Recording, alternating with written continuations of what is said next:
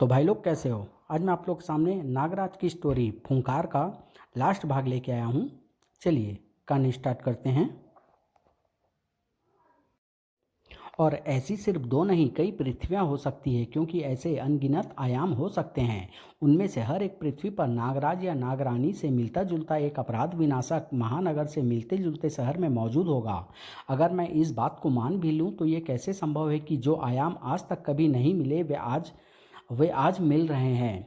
इसका कारण भी मैग्नेटिज्म है। तुम्हारी पृथ्वी के ध्रुव आपस में बदल रहे हैं नागराज। ऐसा हर 2 से 5 लाख वर्षों के बीच में होता है। इस कारण तुम्हारी पृथ्वी पर मैग्नेटिक एक्टिविटी काफ़ी बढ़ गई है। और संयोगवश इसी दौरान हमारी पृथ्वी पर मौजूद सेल जेल को मैग्नेटिक जनरेटर भी बेकाबू हो गया। इससे एक और शक्तिशाली मैग्नेटिक क्षेत्र पैदा हुआ है। और फिर इन दो अलग अलग आयामों में मौजूद मैग्नेटिक क्षेत्रों का जीप की तरह मैग्नेटिक इंटरलॉकिंग शुरू हो गई है। जहाँ जहाँ पर ये मैग्नेटिक क्षेत्र आपस में जुड़े, वहीं वहीं पर दोनों आयामों की वस्तुओं और प्राणियों का आदान प्रदान शुरू हो गया। और संयोगवश इसी दौरान हमारी पृथ्वी पर मौजूद समझी यानी सेल जेल उस आयाम से इस आयाम में आ गई है। जेल में जैसे मैं और तुम आ गए विश्लेषी। नहीं, तुम भी जानबूझ कर आई हो और तुमको ढूंढते ढूंढते मैं भी जानबूझ कर आई हूँ। पर तुमको मुझे ढूंढने की क्या ज़रूरत पड़ गई। हमारी पृथ्वी पर हाहाकार मच गया। नागरानी सरानी ने वातावरण में से जीवनदायी तत्वों को नष्ट करके जीवित प्राणियों को मौत के कगार पर पहुंचा दिया है। अब अगर जल्दी ही हमारी पृथ्वी के वातावरण में एल्केलाइट्स की मात्रा नहीं बढ़ी तो पृथ्वी पर से जीवन विलुप्त हो जाएगा। एल्केलाइट्स तो हमारी पृथ्वी के प्राणियों के लिए विष है, और ये एल्केलाइट्स हमारे नागों में भरपूर मात्रा में मौजूद रहते हैं। हम भी एल्केलाइट्स को विष ही कहते हैं, पर वे हमको शक्ति और जीवन देते हैं। और ये तत्व हमारे वातावरण में ही मौजूद रहते हैं। ओफ, इस आयाम की पृथ्वी के लोग मर रहे हैं और इस आयाम के लोगों को सराहनी अपना गुलाम बनाकर मार देगी। अब मैं किधर जाऊं, क्या करूं। तुम्हारा कर्तव्य स्पष्ट है नागरानी। अपने आयाम के पृथ्वीवासियों की रक्षा करना तुम्हारा पहला कर्तव्य है। विश्लेषी ठीक कह रही है नागरानी। मेरे पास सर्पों की एक ऐसी फौज है जिनके पास तीक्ष्ण विष है। उनको मैं तुम्हारे साथ भेज सकता हूँ। उनका विष तुम्हारे पृथ्वीवासियों को बचा सकता है। नहीं नागराज, छोटे छोटे कई उपायों से काम नहीं चलेगा। इतना वक्त नहीं है हमारे पास। हमको एक बड़ा उपाय चाहिए, और वह उपाय तुम हो नागराज। तुमको मेरे साथ चलना पड़ेगा हमारी पृथ्वी का नागरिक बनकर, क्योंकि हमारे आयाम में जाकर तुम्हारा यहाँ वापस आना शायद संभव न हो सके। और हमारे कानून के अनुसार मैं तुमको सिर्फ तभी ले जा सकती हूँ जब तुम मुझसे विवाह कर लो नागराज। पता नहीं इस प्रस्ताव के पीछे जनता की भलाई थी या स्वयं नागरानी की, या शायद दोनों की। इस पर पृथ्वी की हर तरफ से हार थी। ओ, हमारे गुटों में बंटने से पहले ही ये विमान आ धमके, और ये कोई घातक विस्फोट फेंक रहे हैं। हमारी मैग्नेटिक सुरक्षा फील्ड इन विस्फोटकों से शायद हमें न बचा सके। अब हम क्या करें। अरे, ये तो पीकर है 4 साल पुराने मॉडल का, लेकिन इसकी धातुई सतह इतनी चमक क्यों रही है। अरे, ये तो सिंटम है। यह वह खतरनाक और बहुमूल्य धातु। हाँ, और ये पूरा पीकर सिस्टम का ही बना हुआ है। बस अब हमारे सामने कोई टिक नहीं पाएगा। अब ये दुनिया या तो घुटने टेकेगी या फिर लेट जाएगी कब्र में। ये औरतें पागल हो गई है। ये मेटल के टुकड़े हम पर फेंक कर हमसे जीतना चाहती है। इससे ज़्यादा नुकसान तो गुलेल के कंकड़ पहुंच सेंटम ब्रह्मांड का सबसे अभेद्य और सबसे ज़्यादा फैलने वाली धातु है। यानी एक आल्पिन जितनी सिस्टम को इतना फैलाया जा सकता है कि वह 25 मंजिल ऊंची एक इमारत को पूरी तरह से ढक सके। और ये धातु रेडियो एक्टिव भी है। इस हथियार को पाने के बाद अब इस दुनिया के मालिक हम होंगे। सरानी ने न जाने कौन सी केमिकल ड्रॉप उस सिंटम सीट पर डाली थी जिसने उस भयानक मंजर को पैदा कर दिया था। अभेद्य सिंटम की चादर पानी की तरह फैलती हुई अपने रास्ते में आने वाली हर चीज़ को अपने आगोश में लेती जा रही थी। अब ये सिंटम की परत तभी रुकेगी जब सरानी इस पृथ्वी की महारानी बनेगी। अब 2 पृथ्वी के वासियों का जीवन दांव पर लग चुका था। अब सवाल यह था कि पहले किसको बचाया जाएगा। मेरा प्रस्ताव मान जाओ नागराज, मुझसे विवाह कर लो। पर मैं तो नागरानी, मैं ये सिर्फ इसलिए नहीं कह रही हूँ क्योंकि मुझे अपने पृथ्वीवासियों को बचाना है, बल्कि इससे भी बड़ा एक कारण और है नागराज। क्या। मुझे तुमसे प्रेम हो गया है नागराज। बस बहुत हो गया। अब या तो नागराज का नागसेना को साथ ले जाने वाला प्रस्ताव मान लो या अपने आयाम में वापस जाकर स्वयं ही कोई रास्ता ढूंढ लो। आपको मध्यस्थता करने की आवश्यकता क्यों आ पड़ी? क्योंकि मैं नागराज की होने वाली पत्नी हूँ, नागद्वीप की राजकुमारी विसर्पी। वैसे बात अगर सिर्फ तुम्हारे पृथ्वीवासियों की जीवन बचाने की होती तो शायद मैं तुम्हारे प्रस्ताव का विरोध भी ना करती, लेकिन तुम्हारे प्रस्ताव के पीछे तुम्हारा स्वार्थ है और इसको मैं कभी सहन नहीं करूंगी। यूं समझो कि आज नागराज से तुम्हारा संबंध विच्छेद हो गया है। ये क्या कर रही हो नागरानी? विसर्पी ने अपनी विष फुंकार का दान देकर मेरी जान बचाई है और अब ये करोड़ों जीवन खतरे में डालने का प्रयास कर रही है। इसको तो रास्ते से हटाना ही होगा।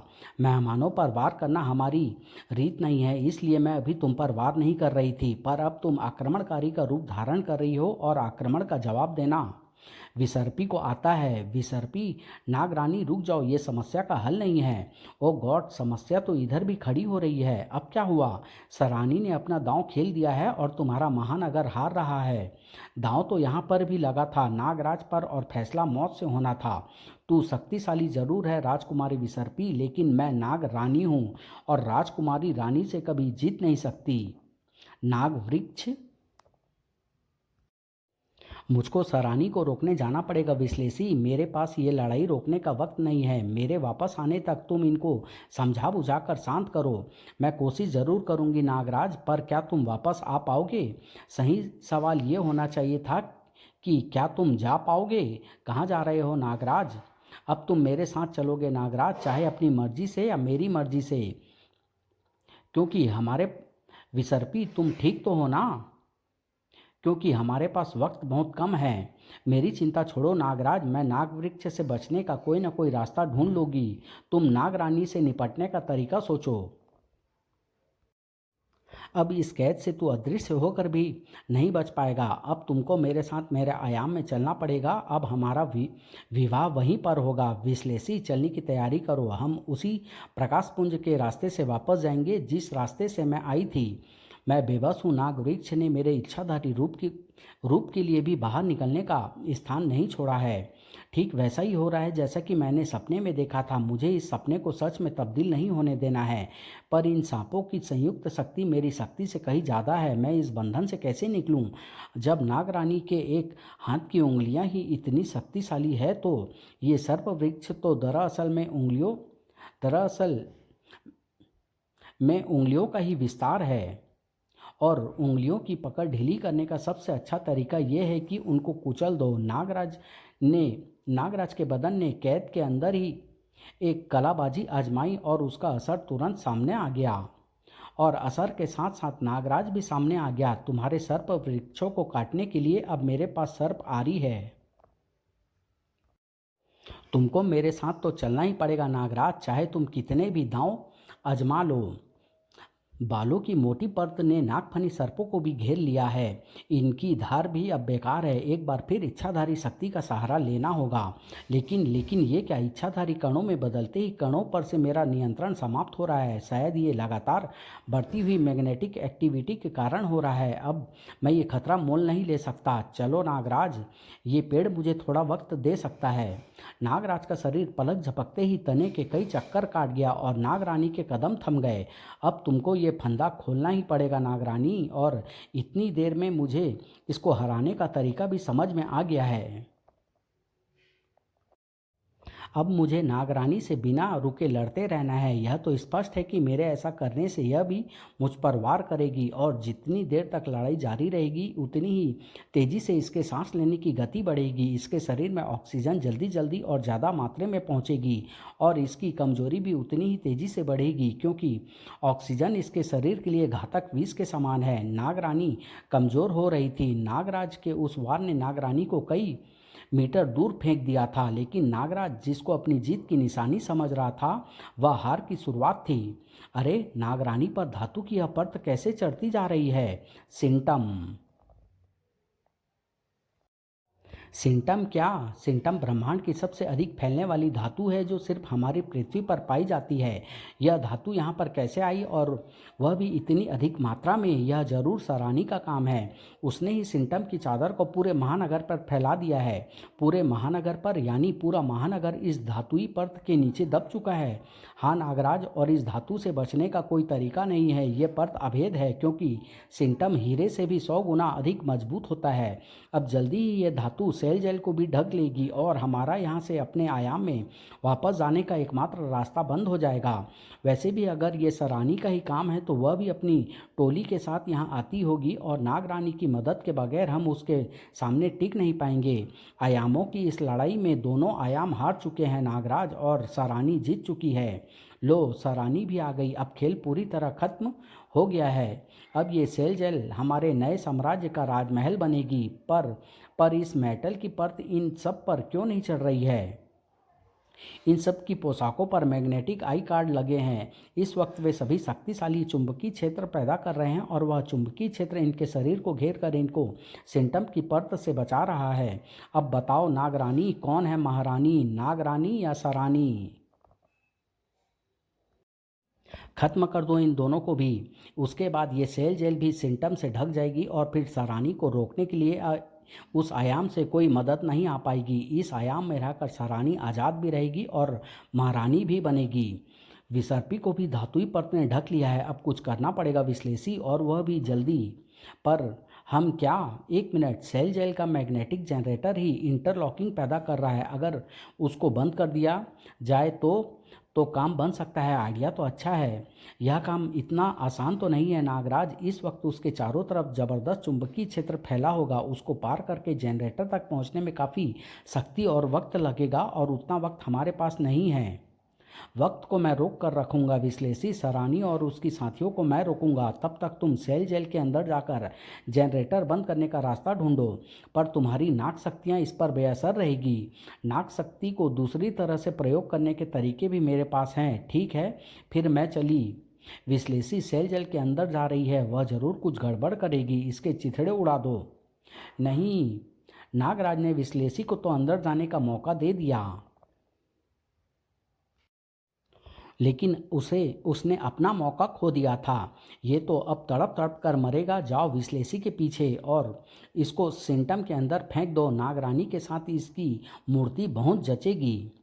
नागराज के साथ हर उम्मीद खत्म होने वाली थी, लेकिन नागराज खत्म होने वाली चीज़ नहीं था। सिंटम के इस सैलाब के अंदर मुझे एक ही चीज़ सिंटम से दूर रख सकती है, इनके शरीर जो मैग्नेटिक फील्ड से घिरे हैं। नाग नागराज के सर्प अब सिर्फ वार कर रहे थे, विष भरे वार नहीं। सरानी के साथी तो सेल जेल तक पहुंच भी नहीं पा रहे थे, लेकिन सिंटम की परत इस दूरी को तेजी से तय कर रही थी। और अब सेल जेल के गलियारे भी सिंटम की भेंट चढ़ना शुरू हो गए थे। ओ गॉड, ये मैग्नेटिक फील्ड तो मुझे इंच इंच करके आगे बढ़ने दे रही है, और सिंटम की परत रॉकेट सी गति से आगे बढ़ती आ रही है। मैं समय रहते मैग्नेटिक जनरेटर तक नहीं पहुंच सकती, लेकिन मेरा मेगा कंप्यूटर शायद पहुंच सकता है। उम्मीद करती हूं कि जनरेटर का इलेक्ट्रॉनिक प्रोग्राम अभी भी काम कर रहा होगा। विश्लेषी कंप्यूटर टर्मिनल के द्वारा मैग्नेटिक जनरेटर से संपर्क बनाने की कोशिश कर रही थी, और उसके पास अब गिनती की घड़ियां बची थी। Oh God, help me, help me. Nagraj और समय पाने की कोशिश कर रहा था। अरे मेरी गन, मेरी भी। अब देखते हैं इस गन्स का असर तुम पर क्या होगा। नहीं, बचो। गजब की धातु है ये सिंटम। सेल जेल तेजी से इसमें धंसती जा रही है। अंदर विश्लेषी के साथ साथ मेगा कंप्यूटर को भी सिंटम अपने आगोश में लेता जा रहा था। बस एक पल और, एक पल और। लेकिन विश्लेषी को वह एक पल नहीं मिला, और अब नागराज का वक्त भी खत्म हो रहा था, क्योंकि इस बार उसने मीस के कंधों पर खड़े होने की गलती कर दी थी। अब नागराज की मूर्ति बनने में भी 1 इंच और 1 पल की दूरी थी। अरे सिंटम की परत मुझ पर क्यों नहीं चढ़ रही है? क्या मेरे चारों तरफ भी कोई सुरक्षा कवच? अरे सिंटम कहाँ चला गया? और सेल जेल भी गायब है। विश्लेषी, तुमने कमाल कर दिया। कमाल तो है नागराज, क्योंकि मैं समझ रही थी कि काम अधूरा रह गया, पर जनरेटर का कंप्यूटर सिस्टम मेरा कमांड ले चुका था। लेकिन अगर मैग्नेटिक फील्ड बंद हो गई है तो सरानी और सेल जेल के साथ तुम दोनों को भी अपने आयाम में वापस चले जाना चाहिए था। जाएंगे जरूर नागराज, पर अपनी बारी आने पर। मैग्नेटिक जीप धीरे धीरे खुल रही है, जिसे चीज़ें जिस क्रम में दूसरे आयाम में आई थी उसी क्रम में वापस जाएगी। लेकिन हम खाली हाथ वापस जाएंगे। हमारे आयाम की पृथ्वी पर मानव धीरे धीरे खत्म हो जाएंगे। पर ध्यान रखना, उस आयाम पे हुई उथल पुथल का असर इस आयाम पर भी जरूर आएगा। आखिरकार हर आयाम एक दूसरे से जुड़ा हुआ है। तुम्हारे आयाम के मानव भी नहीं बचेंगे नागराज। ये सही कह रही है नागराज। दादा वेदाचार्य, अगर ये सही है तो आप ही इस समस्या का कोई हल सुझाएं। इस समस्या का हल तो तुम्हारे पास ही है नागराज। तुमने इसको तुमने इसका हल खुद मुझे बताया था। मेरे पास इसका कोई हल नहीं है वेदाचारी। मैं इस पृथ्वी को छोड़कर हमेशा के लिए उस पृथ्वी पर नहीं जा सकता। वैसे भी चुंबकीय हलचल खत्म होने के बाद अब मेरा उस आयाम में जा पाना संभव भी नहीं है। तुम्हारा नहीं है नागराज, लेकिन तुम्हारे रूप का तो है। मेरा रूप? मैं कुछ समझा नहीं। वह रूप जिसके अंदर तुम्हारे जैसा ही घातक विष होगा। तुम्हारा रूप यानी तुम्हारा पुत्र? मेरा पुत्र? पर यह असंभव है दादाजी। बगैर विवाह के पुत्र कैसा? हमारा इतिहास और हमारे पुराण ऐसे उदाहरण से भरे पड़े हैं नागराज। समाज की भलाई के लिए कई बार लोगों ने आश्चर्यजनक निर्णय भी लिए हैं।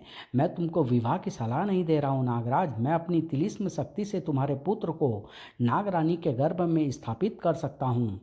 अब अगर मैं मान भी जाऊं दादा वेदाचार्य, तो भी जन्म की प्रक्रिया में 9 महीने लगते हैं। इतने दिनों में तो उस पृथ्वी की आबादी वैसे ही खत्म हो जाएगी, और साथ में शायद इस पृथ्वी की आबादी भी।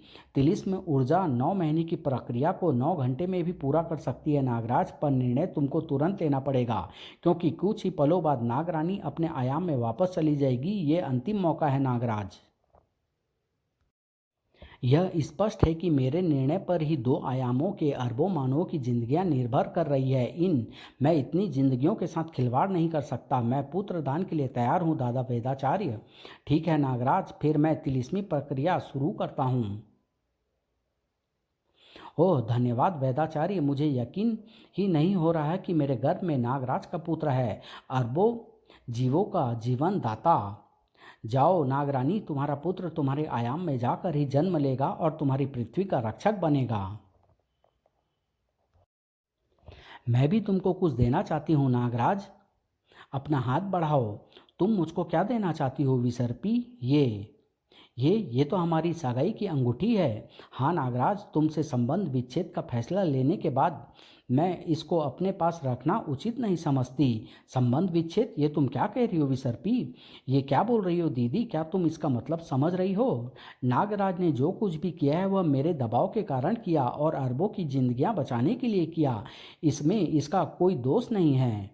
दोस्त किसी का भी नहीं है दादाजी। दोस्त परिस्थितियों का है। मैं चाहती थी कि मैं नागराज से विवाह करूं, अपना घर बसाऊं, नागराज की पहली संतान को जन्म दूं। परंतु अब मुझे पता है कि नागराज का पहला पुत्र पैदा हो रहा है, चाहे वह किसी दूसरे आयाम में ही क्यों न हो। और इस स्थिति को मैं स्वीकार नहीं कर पा रही हूँ। मुझे विदा दो नागराज। अलविदा नागराज।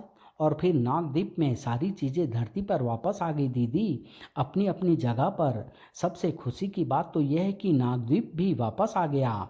सब वापस आ गया विशांक, पर नागराज चला गया। मैंने सुना दीदी, पर आपने क्या सचमुच नागराज से अपनी शादी नागरानी के कारण तोड़ दी? एक कारण वह भी था विशांक, पर छोटा सा बड़ा कारण तो नागद्वीप है। महात्मा कालदूत के जाने के बाद अब नागद्वीप को मेरी बहुत ज़्यादा ज़रूरत है। नागराज से भी ज़्यादा। हाँ पगले, नागराज से भी ज़्यादा, क्योंकि अगर नागद्वीप है तो पृथ्वी है। ऐसा क्या खास है हमारे नागद्वीप में? मैंने तो अभी तक कुछ भी ऐसा खास नहीं देखा दीदी। किसी ने भी नहीं देखा है विशांक, पर वक्त आने पर तुम भी देखोगे और ये दुनिया भी देखेगी कि पृथ्वी को संचालित करने वाली शक्ति का केंद्र नागद्वीप है। समाप्त।